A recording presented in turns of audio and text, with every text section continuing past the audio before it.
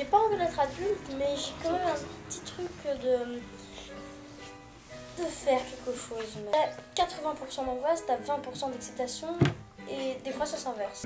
Enfin, l'âge adulte, c'est pas faire des maths tous les jours ou quoi, faire du français, corriger des choses. On doit savoir faire des impôts, savoir cuisiner parce que on va pas commander des plats tous les jours ou quoi. Et il y en a qui ne savent pas cuisiner ni rien et je trouve qu'il n'y a pas assez de cours comme ça pour nous préparer à l'âge adulte. Je trouve que l'école elle apprend pas trop à la vie adulte.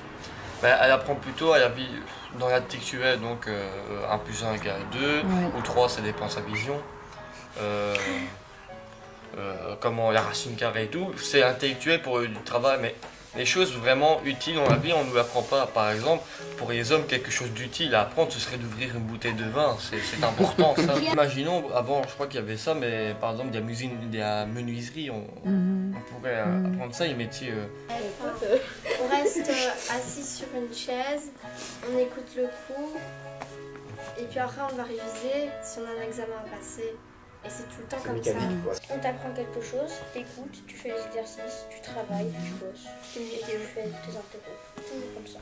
Enfin, c'est ce que Paloma a dit, mais c'est toujours comme ça. C'est une chaîne de production. On a besoin de l'école. Mais et comme on a besoin de faire des maths ou quoi, parce que sinon on ne peut pas travailler.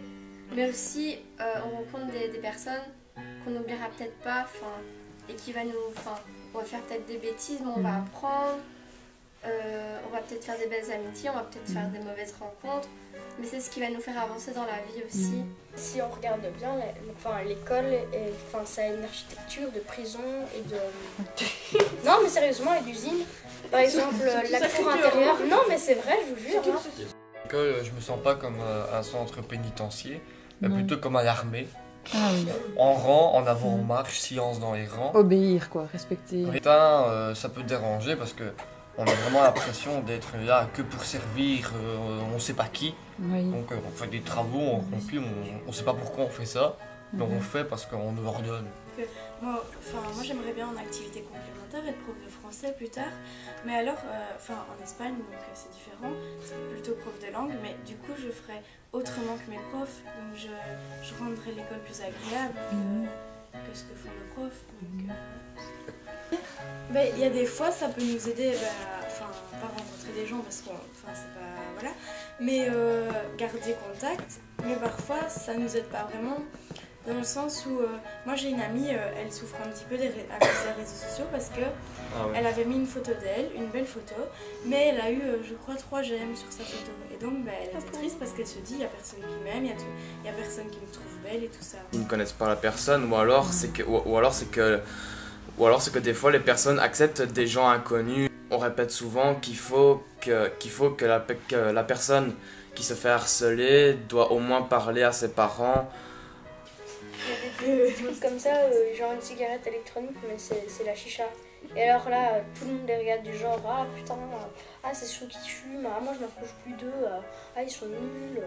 Mais à côté de ça, dans certaines écoles, c'est complètement l'inverse. Ceux qui fument, par exemple, c'est les modèles de tous les plus jeunes. Donc en fait, on remarquera vite que les vrais amis, c'est ceux qui t'acceptent comme tu es. Donc même si t'en as que 2 ou 3, c'est mieux que 1000 et que tu sois pareil que tout le monde.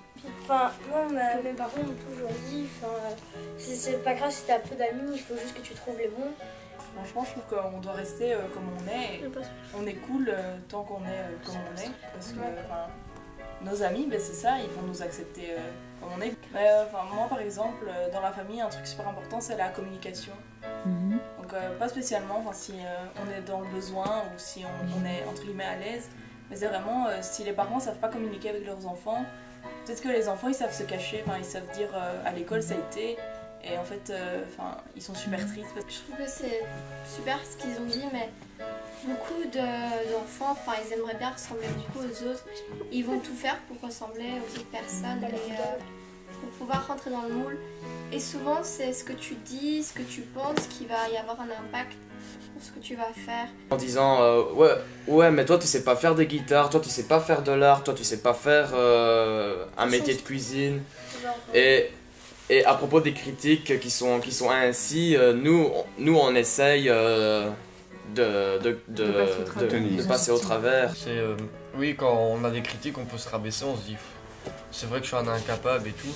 Mais si on y va, on croit vraiment en soi et qu'on dit de toute façon, eux, ils critiquent tout le monde, tu peux faire n'importe quoi. Alors viens, on peut avancer et continuer dans l'avancée de sa vie. Rentrer dans un moule parce qu'ils se disent que si les personnes cool font ça, c'est que si moi je le fais, je vais être cool et ça leur donne une sorte une fausse assurance. Et en se disant que si je fais pareil que lui, bah, je serai aussi cool que lui. Mais comme tout le monde a peur de l'inconnu. Donc l'adolescence pour moi c'est se faire confiance et faire la paix avec soi-même.